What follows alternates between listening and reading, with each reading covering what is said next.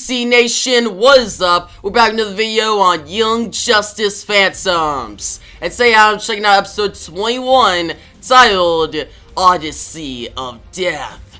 Guys, that title sounds epic. It gets me super excited. And last episode was kind of like a transitional episode. We saw Lor-Zod go to the Mobius dimension with his crew. They got a fight with Metron. Metron tricked Lor-Zod, but then one of his crew members, Mantis, ended up succeeding on the mission they're trying to accomplish. Their mission was to get the Phantom Zone projector. Lor-Zod wants that so he can get his father, General Zod, out of the Phantom Zone. Now on the subplot, we got Connor Kent. He kneeled before Zod. Yep, he ran into General Zod in the House of Zod, and he's joined them to now try to find out a way to get out of the Phantom Zone. Also, we had some time with Beast Boy, who's still going through depression, and he went through some therapy with Diane Lance and a subplot. That was alright. But yeah, last episode was very transitional, and I'm excited to see things pick up in this episode. Now, to clarify something real quickly, this video on YouTube will have 2 to 5 minutes of reaction and then review. If you want my full episode reaction, click the link down below in the description or the pinned comments, and it'll send you to my website, dcenthusiast.com, and you can watch the full episode reaction there. But yeah, with that out of the way, let's get into the latest episode of Young Justice Phantoms.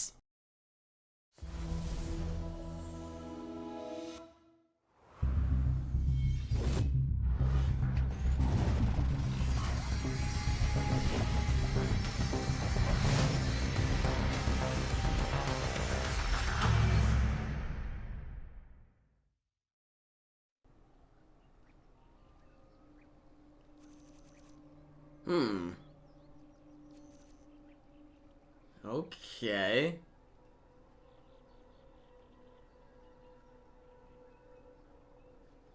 Oh, Madame Xanadu. So, okay, so we're bringing back the magical side of Young Justice. Will we see Zatanna and Dr. Fate in this episode?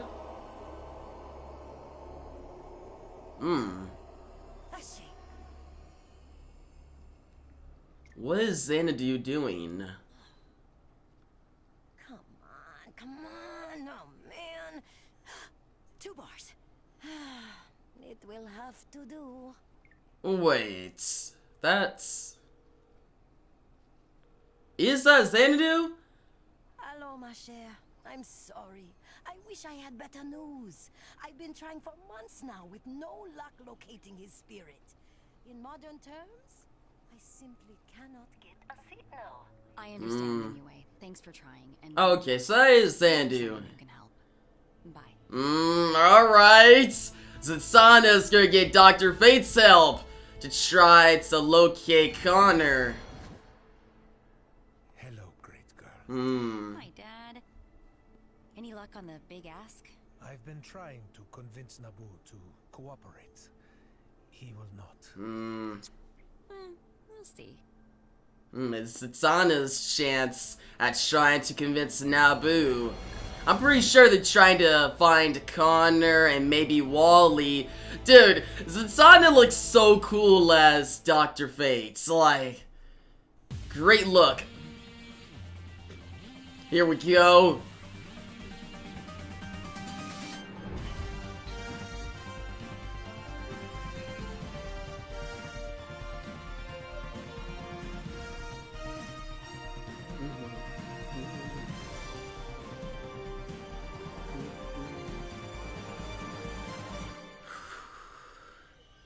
Alright, so I'm very interested to see how they're gonna mix like the magical side with this whole space or cosmic storyline we got right now. Oh yeah, that's right!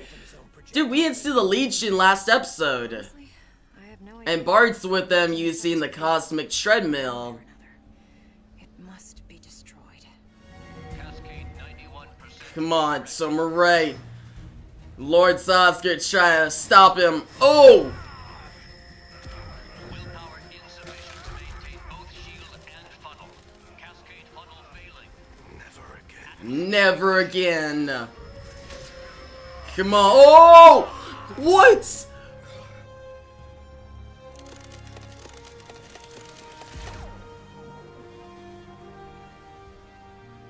Cascade 100% redirected. Cascade averted. No. No. They killed Summer Rae? Yeah, beat the crap out of Lor-Zod. You don't be killing freaking Summer Rae. Alright, at least Summer Rae went out like a hero, though. He saved New Genesis. Oh my gosh. Chosen by my ring to become a Okay. Lantern Core. Now, speak our oath. In brightest day. Wait, so Forager is becoming a Green Lantern? I don't know about that. I don't really dig that. You killed Summer Rae to make Forager the Green Lantern? Alright. Oh, and Summer Rae's dead. Bro, he went out like a hero. And I really love how they connected it to Krypton. Yep, and Kilowog's scared to see that.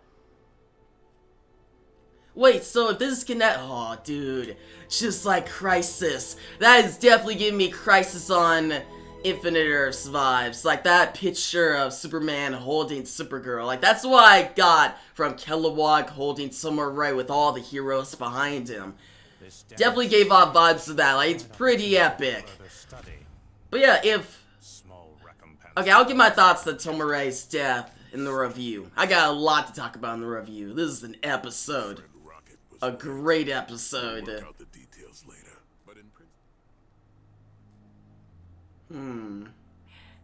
you, Amistad. I see you. Huh. Okay. She gave me chills. Like, that was handled very well. Yeah, Jay's like, where's Bart at? He doesn't know that Bart is with the lead shin going up against Lor-Zod right now. Whoa. Well, did Zatanna get you to agree to this? By swearing she would give us no peace until we complied. Now, let us begin. Dude, they got the Atlanteans, the magical users. They're really connecting all the arcs together. And I think this is actually the conclusion to this arc, and the next arc is the final of the season. I just don't understand. With all this power, how could we have failed? Perhaps Connor Kent has attained his final rest. Perhaps No. because his spirit is at peace. Ah. Perhaps. Or perhaps Connor's not dead at all. He's not dead. Then I don't need magic to find him. What I need is a detective. A detective! A detective! So, Zatanna needs either Batman, or it's probably be Nightwing, because they have a relationship, a dynamic. And Nightwing's gonna be the one who will be the core character for the final arc of the season. Dude, that got me hyped. Let's go. And how that was handled, alright, this Forager stuff I could care less about. But how they handle that is Zatanna be like, okay, Connor's not dead.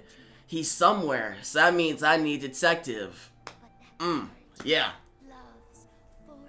But yeah, that was the latest episode of Young Justice Phantoms, and what an episode! This was an awesome episode, very epic, got me invested, and the episode was well paced too. For how much that happened, beginning of the episode, we saw Madame Xanadu, Zatanna, Dr. Fate trying to search for Connor, because they think that he's dead. So they can find his soul, they can maybe bring him back, right? But they're struggling to find him. And we revisit that at the end of the episode. It's kind of like opening and then closure. Like, it's a good way to pace the episode. But yeah, going straight to the ending, kind of connecting that opening and ending, we see Zatanna with all these other magical users. Phantom Stranger, Khalid, Tracy 13. They're also with Atlanteans like Mara, Garth. All of them are together in a circle. They try to search for Connor. They need so much power, and it doesn't work. And then Zatanna speaks to Nabu, and she's like, this doesn't make sense. With all this power, we should be able to find him.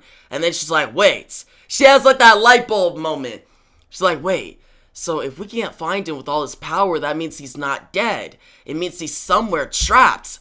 And he's trapped somewhere. I don't need magical users. I don't need power. I need a detective. And the detective she's most likely to search out is not Batman, because Batman's on this show. He is. Like, obviously Batman's in this universe. He's been on this show back in, like, season 1. But we don't see him and Zatanna team up on the show. It's more Zatanna and Dick Grayson, aka Nightwing. Yep, we're gonna see that Nightwing and Zatanna dynamic return. Them teaming up in the final arc of the season, probably starting next episode or maybe the episode after that, because I'm pretty sure this show, this season, will be 26 episodes, and this episode is episode 21, and it seems like all the arcs of the season, other than the Zatanna focused one, was 5 episodes, so either the final arc will start next episode and be 5 episodes for an arc, or we'll have like a filler episode or like a transitional one, and after that, the final arc will start with Nightwing as the core character. Either way, I'm super excited.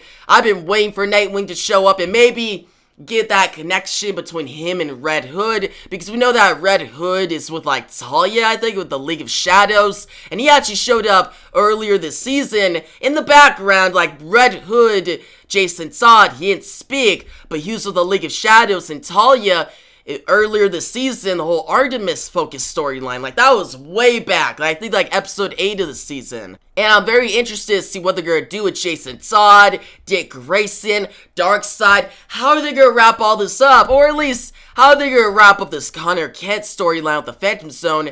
And how will they set up Season 5? Because I'm pretty sure the show will continue into Season 5, because there's so much they need to wrap up still. They better not have a cliffhanger this season, then cancel the show again. Like, don't do that. Like, we already had that once as Young Justice fans. They gotta keep going.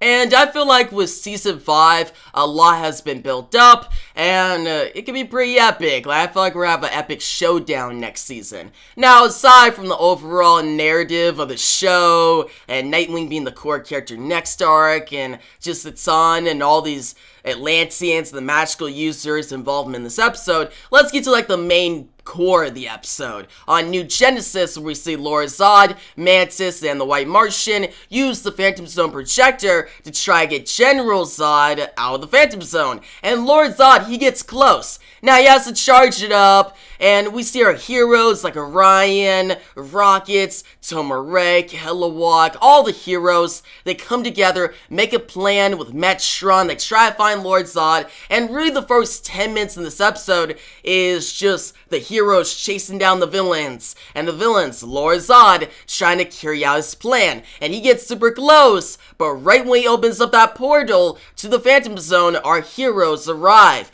and at like the 10-minute mark of this episode, action begins. It gets hype. Like, I got super hyped, guys. The action was really good, animation, top notch, and just the different fights. Like, okay, the Foragers against Mantis, Orion, Rockets against the White Martian, Lor-Zod versus Tomarek. Kilowog wasn't really involved, he left. But my best fight, like my favorite one, was Tomarek versus Lor-Zod. Like, just the different, like, the fight choreography there was awesome. And it was very epic. Like, that showdown with the Promethean started blasting the air, and the threats of New Genesis atmosphere being destroyed, and Tomarek has to step up and sacrifice himself. Like, all that was really cool. And how it built up Tomarek's character, like, guys, that was the best thing out of this episode, Tomarek. Guys, last episode, we saw some background behind him and Krypton, how he was sad that Krypton died under his watch because Krypton was in the sector that he had to protect. But now, in this episode, he's like, I'm not gonna let New Genesis, another planet in my protection, be destroyed. And you see him stop the Promethean, but right when it's about to be stopped, Lor-Zod uses heat vision and he blasts right through Tomarek, killing him. And that moment shocked me, guys. You saw my reaction. I was like, what? And I'm like, what's happening? And when he dropped dead and all the heroes around him, and then Kilowog showed up and we got that Crisis on Infinite Earths homage, you could call it, where Kilowog is holding Soma Ray's dead body and all the heroes behind him. I thought that was really epic and a great closure to Soma Ray's character. And yeah, just that whole action sequence, Jay Garrick, him running, taking on the Ruction Cell, even the Foragers fighting off against Mantis was cool, and Orion and Rocket's dynamic being developed, and Rocket seeing Orion be actually a hero, him fighting against the darkness, and in a way, by Rocket looking into Orion's mind, it helped her face her problems, face her fears, deal with her problem and her conflicts in this arc. By the end of the episode, we see her return to her family and look at her child and be like, I see you, Amistad. Like, she can actually see him and see what he's going through. And I like that. That was good character development. It was actually a really good arc focused on Rocket. Like, obviously, there was a lot going on in this arc, but Rocket had good spotlights, and I enjoyed it. Now, something I did not like in the final fights, okay, I said I liked the Foragers against Mantis. I did. That was cool.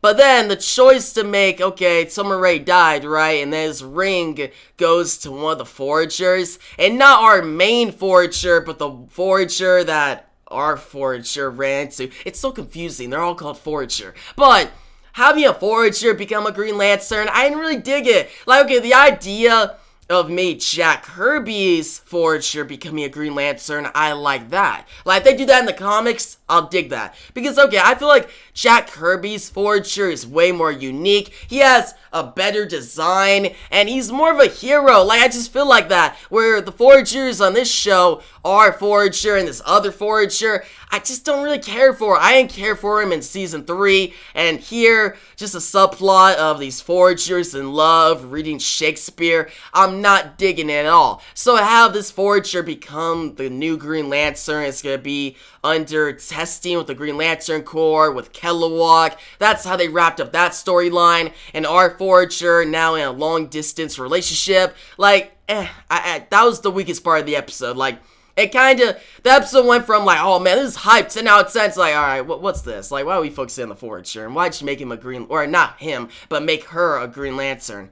Not a big fan of that. But that was really my only flaw of the episode, Forager. Everything else, great. Like, Soma Ray's sacrifice, Connor Kent trying to stop General, or actually not stop, but help General Zod not get out of the Phantom Zone. Like, Connor Kent thought that his general was in trouble. Seeing Connor be devoted to the House of Zod, and Zod and Ursa talk about how they're going to use him to find out things on the outside so they can escape, was very interesting. And I already told you guys my thoughts on the whole Zatanna involvement and the setup of Nightwing. I thought that was dope. And yeah, very well-paced episode, one of the best episodes of the season.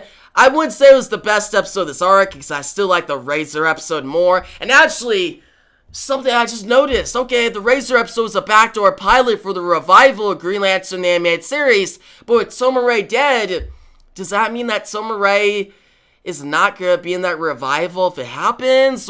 Or will that revival be prior to the storyline? I want those questions answered. Actually, what are you guys' theories on that? And actually, do you think there'll be a Green Lantern revival? That'd be dope. Like, a Green Lantern the animated series going on right now would be so cool. Like, Green Lantern deserves the spotlight. Every Green Lantern. Just the mythology and just how much you could go in depth with the stories of Green Lantern. Like Green Lantern Rebirth, Sinestro War, Blackest Night, Brightest Day, War of the Green Lanterns. Like, there's so much potential there in animation or live action. But yeah, overall, guys, I'm gonna give this episode a 9 out of 10. I highly recommend it. I enjoyed the heck out of it. And yeah, guys, if you liked the video, give it a big thumbs up, and you should make sure to subscribe so you don't miss out on my next Young Justice Phantoms reaction review. And yeah, that's gonna wrap up this video. Thanks for watching, and peace out.